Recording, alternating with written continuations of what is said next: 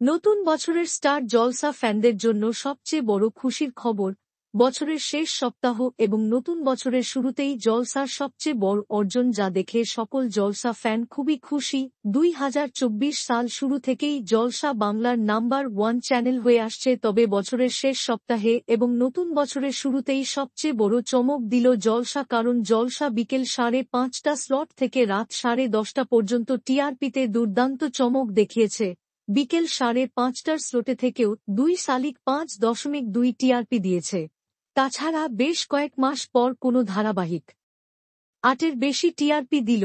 বলতে গেলে প্রায় 1 বছর পর গীতা এলএলবি ধারাবাহিকের মাধ্যমে 8-এর বেশি টিআরপি দিয়ে বেঙ্গল টপার হয়েছে।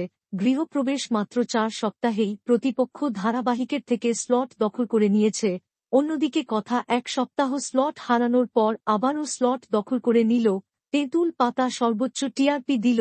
জলসার বিকেল 5:30টা স্লট থেকে রাত 10:30টা পর্যন্ত 11টি রানিং ধারাবাহিকের মধ্যে 9টি ধারাবাহিক স্লট পেয়েছে। শুধুমাত্র রাঙামতি তীরন্দাজ এবং উড়ান ধারাবাহিক 2টি টিআরপিতে একটু পিছিয়ে। জলসা বছরের শেষ সপ্তাহে এত বড় চমক দেওয়ায় খুবই খুশি হয়েছে জলসা ফ্যানেরা। বর্তমানে জলসার চলমান ধারাবাহিকগুলোর মধ্যে কোনটি আপনার বেশি প্রিয় কমেন্টে জানাবেন।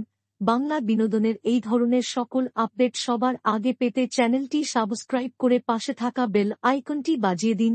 ধন্যবাদ।